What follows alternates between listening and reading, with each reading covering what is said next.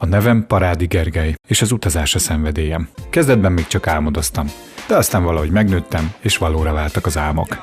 Jártam már keleten, nyugaton, északon, délen, nagyon keleten és középen, bár ez kicsit inkább időutazás volt. Az egyetemen újságírást is tanultam, és beleszerettem a fotózásba. Pályázatokon indultam, képeimet kiállították, magazinokban publikáltam.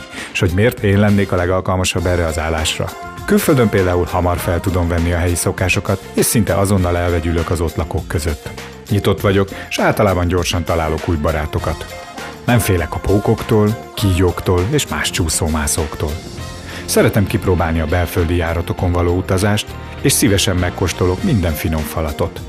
És bár nem igénylem mindig az 5 csillagos szállodát, néha jól esik egy kényelmes ágy, egy jól felszerelt szobában. De történjék bármi is, mindig csodálatos érzés egy új országot felfedezni, és ezt az élményt megosztani mindenkivel.